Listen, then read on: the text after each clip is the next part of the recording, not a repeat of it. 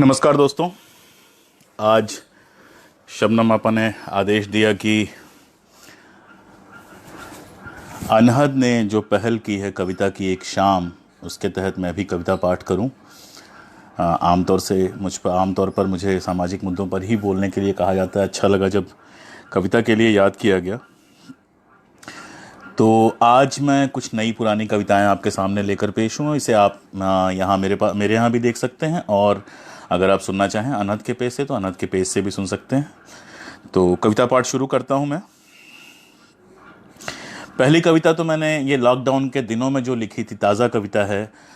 इससे ही शुरुआत कर रहा हूँ। इसका शीर्षक है जहर कोई दौड़ता है। छोटी छोटी 7-8 कविताएं हैं। पहली कविता है दरवाजे बंद कर लो, मौत अब बाहर भी है।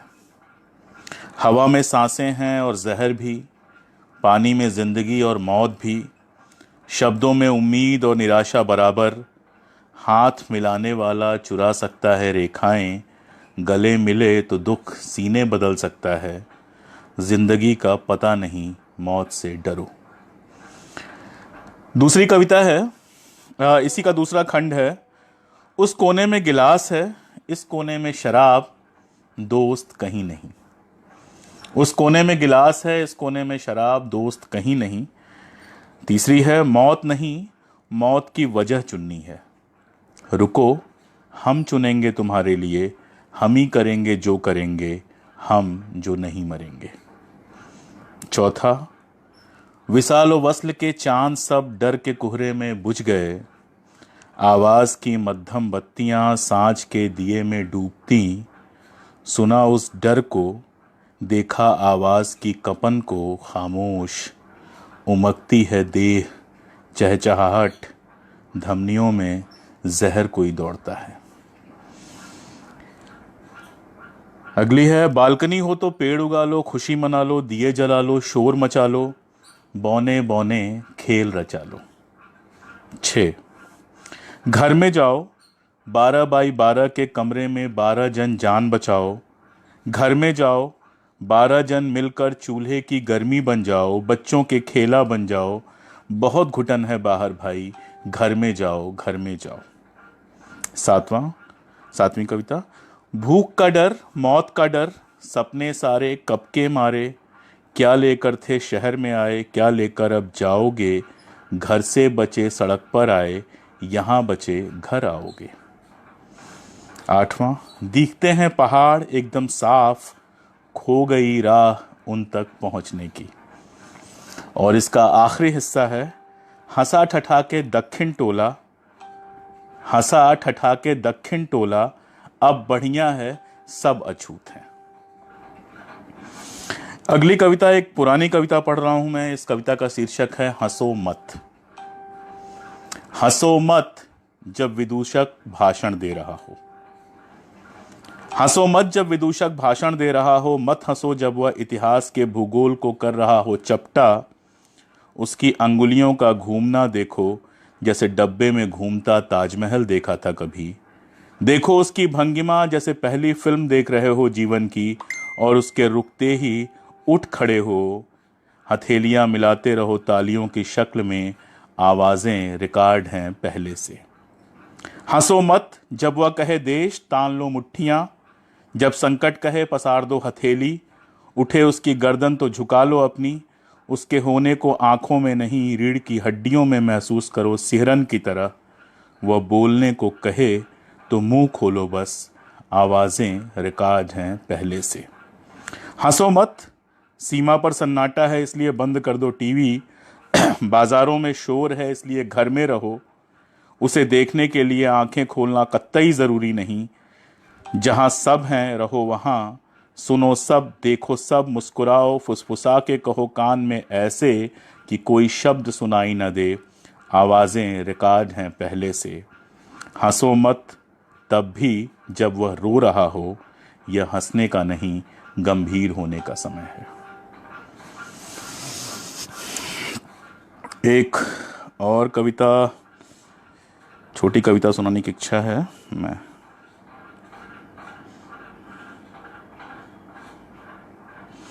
ये एक कविता है भीड़।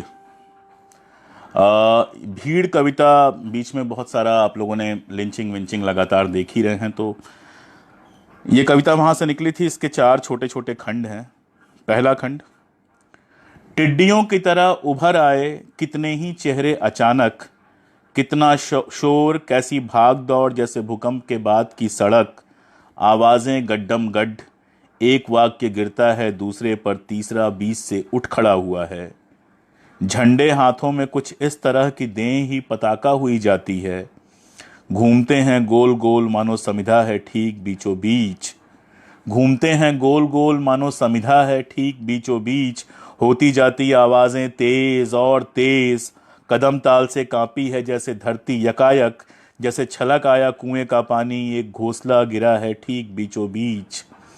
1000 साल पुराना घोंसला जिसमें चूजे कुछ कृषकाए, एक चिड़ा पर कटा चिड़िया एक भीगी सी, बताते हैं सन 47 की बारिश में भीगे उसके पंख तो सूख ही नहीं पाए 90 में पर कटे चिड़े के तो चूजे गए ही नहीं घोंसले के बाहर। धधक रही है समिधा लगातार, शांत है अब धरती, कुएं की जगत पर बैठी है सर झुकाए प्यास। 2, वे सबसे पहले हमारे गांव में आए और डीह बाबा का चौरा उजाड़ कर स्थापित कर दी एक आदमकद मूर्ति, कहा तुम्हें सिर्फ इसे ही पूजना चाहिए। फिर आए हमारे दरवाजे पर और लगाते हुए धर्म ध्वजा, कहा तुम्हारा धर्म दूर से दिखना चाहिए, जैसे मिल का धुआं देता है दूर से उसका पता।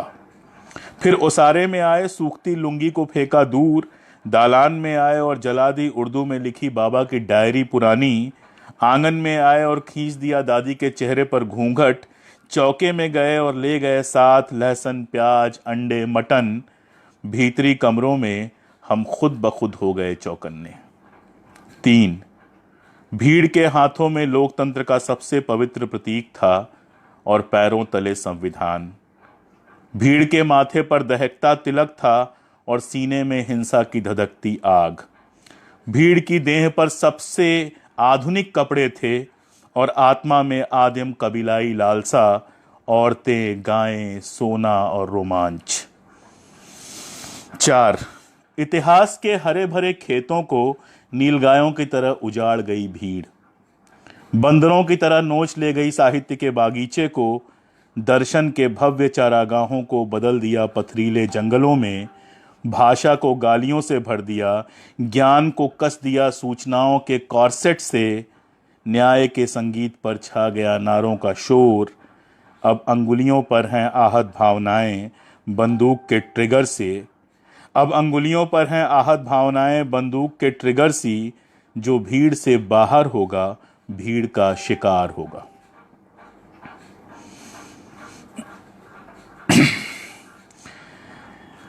एक कविता और पढ़ना चाहता था मैं, अगर मिल जाती है मुझे तो।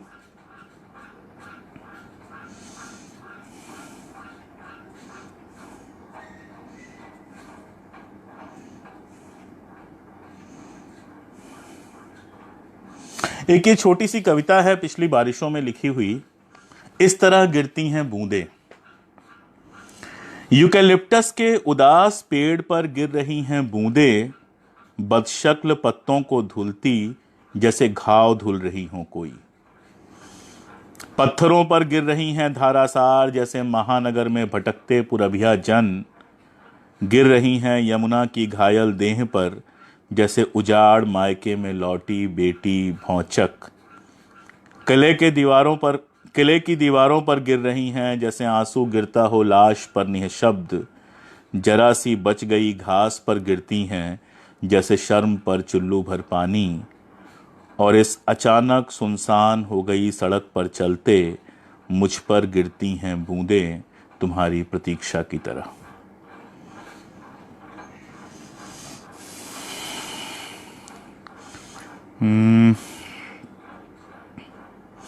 एक ये कविता मैं पढ़ना चाहूंगा बेशर्मी के पक्ष में। बेशर्मी के पक्ष में एक भीड़ है पगलाई हुई और पीछे जलते हुए घर तमाम। मैं सड़क किनारे खड़ा हूं किताबें संभाले, एक टूटे हुए लैंप पोस्ट की आड़ में खड़ा जाने किसे पुकार रहा हूँ, और आवाज़ बुझे बल्ब के हल्के धुएं में डूबती जा रही है।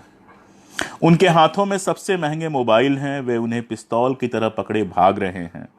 उनके पैरों में सबसे महंगे ब्रांड के जूते हैं और उन पर जरा भी धूल नहीं। उनके सीनों पर सजी हैं सबसे महंगे संस्थानों की डिग्रियां, जेबें फूली हुई हैं, बाल एकदम संवरे, देह गमक रही है खुशबू से। वे एक ही सांस में कहते हैं प्रेम, सेक्स, देश और फांसी। एक ही सुर में भजन और रैप गाते खिलखिलाते हैं।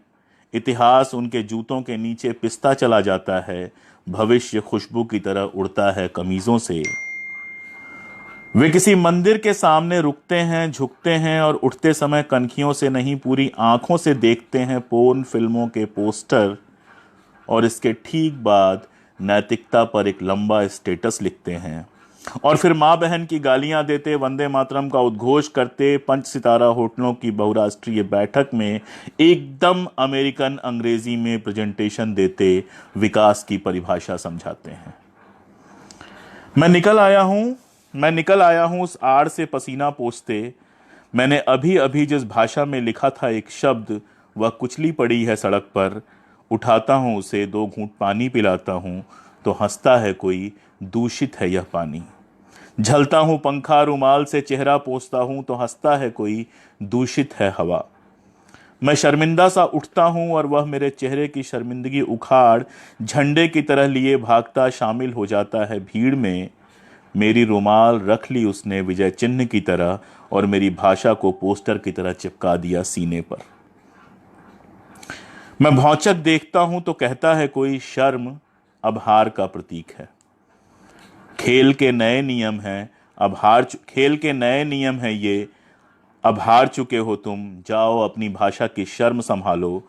वह जो सबसे पहले हुई शर्मिंदा और अब हमारे लिए जिंगल लिखती है। गुबार बाकी है और मैं अकेला खड़ा शर्मिंदा, अपनी शर्म से जूझता एक पुराने से पेड़ से टिकता हूँ। उस ओर खेत हैं सूखे और उन पर धब्बे तमाम। मेरे पाँव में पुराने जूते हैं, धूल और थकन से भरे। प्यास एक तेज उठती है, गले में कांटा सा चुभता है कुछ। चलता हूँ थोड़ी दूर और एक कुआं रोकता है राह। जगत पर कत्थई धब्बे, रस्सियां उदास। एक कमजोर सा हाथ बढ़ाता है डोल तो चुल्लू पसारता हूँ। प्यास से पहले चली आती है वह शर्म और चौंक कर देखता हूँ चारों तरफ। कहता है वह हाथ कमज़ोर, मरना तो है ही बाबू, पानी से या प्यास से, दोनों से बचे तो भी मरना ही है सल्फास से। और मुस्कुरा कर रख देता है कंधे पर हाथ। पीता हूँ पेट भर पानी, कमीज़ की बाह से पोंछता हूँ मुंह। लेता हूँ सीने भर सांस और कहता हूँ, शर्म छोड़ दो तो कोई नहीं मार सकता तुम्हें। एक कविता संकलन से पढ़ना चाहता हूँ, एक छोटी सी कविता।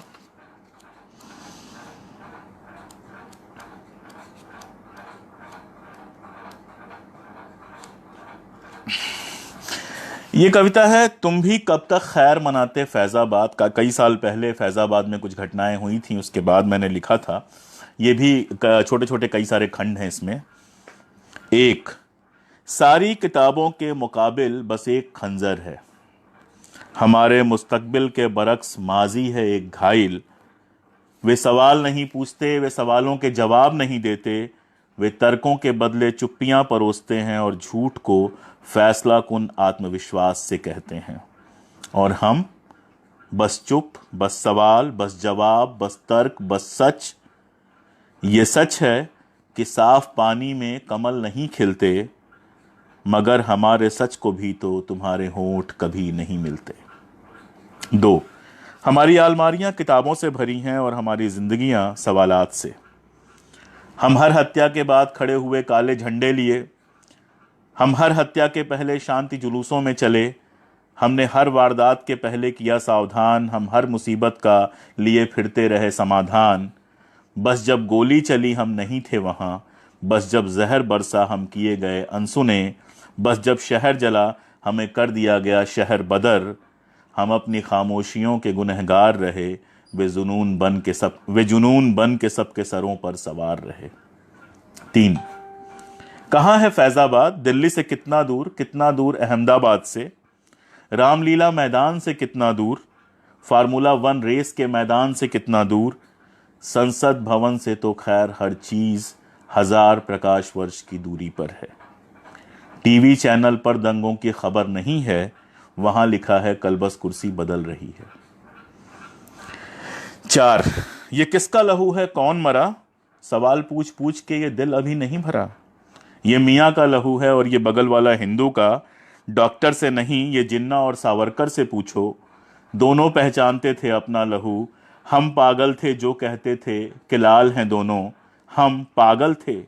लहू लाल है एक रंग का कहने वाले पागल थे, बासंती चोले में फांसी चढ़ने वाले पागल थे।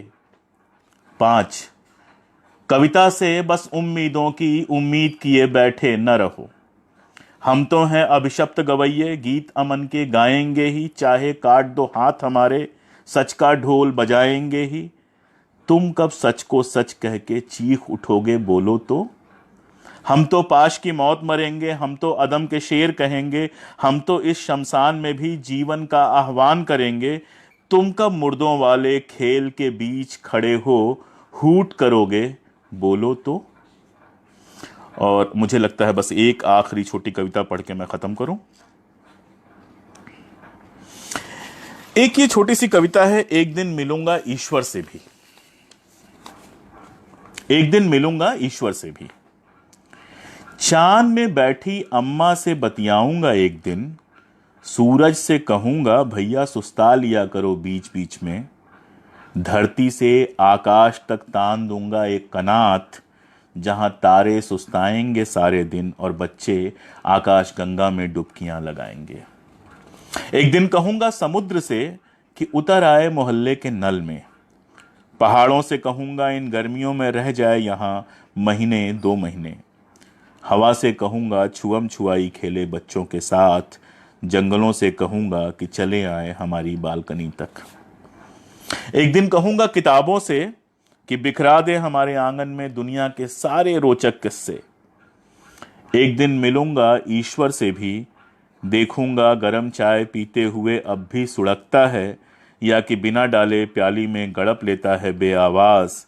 हाथ मिलाएगा तो थोड़ा ज्यादा दबाते हुए कहूंगा उससे, छोड़ जाए सारे जादू हमारी छत पर, बच्चे बोर हो रहे हैं गर्मियों की छुट्टियों में।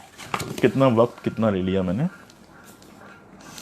अभी तो 5 मिनट है मेरे पास। एक आध और छोटी कविताएं पढ़ता हूं। एक ये कविता पढ़ के मैं खत्म करता हूं, छोटी तो नहीं है, छोटी छोटी कई सारी कविताओं का ये मिक्स है। न्याय करके कविता है। तुम जिनके दरवाजों पर खड़े हो न्याय की प्रतीक्षा में, उनकी दराजों में पियरा रहे हैं फैसलों के पन्ने तुम्हारी प्रतीक्षा में। सुप्रीम कोर्ट और तमाम सारे आप लोगों ने देखे हैं। हालांकि ये जो कविता है ये कोई 10 साल पुरानी कविता है, लेकिन आप सुनिए। 1, इंसाफ की एक रेखा खींची गई थी जिसके बीचों बीच एक बूढ़ा भूखे रहने की जिद के साथ पड़ा हुआ था। वह चाहता था उसकी गर्दन से गुजरे वह रेखा, लेकिन इंसाफ का तकाजा था कि ठीक उसके दिल से गुजरी वह आर पार और लहू की एक बूंद नहीं बही। लहू की एक बूंद नहीं बही और चिनाब से गंगा तक लाल हो गया पानी। इंसाफ बचा रहा और इंसान मरते रहे। हम एक फैसले की पैदाइश हैं, 1947। हम एक फैसले की पैदाइश है और हमें उस पर सवाल उठाने की कोई इजाजत नहीं। 2, जो कुछ कहना है कटघरे में खड़े होकर कहना है। जो कटघरे के बाहर हैं सिर्फ सुनने का हक है उन्हें। यहां से बोलना गुनाह और कान पर हाथ रख लेना बेअदबी है। 3, जिसके हाथों में न्याय का कलम है उसे भी कहीं से लेनी होती है पगार। वह सबसे अधिक आजाद लगता हुआ सबसे अधिक गुलाम हो सकता है। उस किताब से एक कदम आगे बढ़ने की इजाजत नहीं उसे, जिसे गुस्से में जला आए हो तुम अपने घर के पिछवाड़े। उस पर सिर्फ नाराज न हो, तरस खाओ। 4, पुरखों ने कहा, तुम लोग 60 साल पहले जन्मी किताब पर इतना इतरा रहे हो। मेरे पास 6000 साल पुरानी किताब है जो 6 करोड़ साल पुरानी भी हो सकती है। फिर कोई पन्ना नहीं उल्टा और उस तलवार नुमा किताब ने उस जोड़े की गर्दन उड़ा दी। उस किताब में इज्जत का पर्यायवाची हत्या था और न्याय का भी। 5, पुरखों के हाथ तक महदूद नहीं थी वह किताब। न्यायाधीश ने कहा, ऊंची जाति के लोग बलात्कार नहीं करते, वंश सुधार के लिए तो न्याय सम्मत है नियोग। वह जो अफसर बन के घूम रहे हैं लौंडे तुम्हारे, बड़जतियों की ही तो देन है। होठों की कोरों से मुस्कुराया वह और न्याय की देवी की देह से उतरकर वस्त्र भौरी देवी के पैरों की बेड़ी बन गए। 6, कानून सिर्फ इंसानों के लिए है। इंसानों की हैवानी भीड़ का केस लिए यह क्यों आ गए तुम न्यायालय में? एक आदमी की हत्या का फैसला अभी अभी 600 पन्नों में टाइप हुआ है। 1000 लोगों की हत्या का मामला 5 साल बाद तय कर लेना चुनाव में। 7, यह न्याय है कि यहाँ के फैसले अहले हवस करेंगे। मुद्दई लाख सर पटके तो क्या होता है। अपराध का नाम इरोम शर्मिला है, यहाँ न्याय का नाम आफ्सपा। 8, उनका होना न होना क्या मानी रखता था। वैसे इनमें से किसी ने नहीं की उनकी हत्या। शक तो यह भी कि वे थे भी कभी या नहीं थे तो अपराधी थे और सिर्फ पुलिस के भरोसे नहीं छोड़ा जा सकता अपराधियों को। लक्ष्मणपुर बाथे न पहला है न आखिरी, न्याय के तराजू की कील न जाने कितनी सलीबों पर टिक ठुकी है। 9, इस दरवाजे से कोई नहीं लौटा खाली हाथ, वे भी नहीं जिनके कंधों पर फिर सर न रहा। और इस सीरीज की आखिरी कविता है, इतिहास ने तुम पर अत्याचार किया, भविष्य न्याय करेगा एक दिन। इतिहास ने तुम पर अत्याचार किया, भविष्य न्याय करेगा एक दिन। दिक्कत सिर्फ इतनी है कि रास्ते में एक वर्तमान पड़ता है कमबख्त। बहुत शुक्रिया दोस्तों।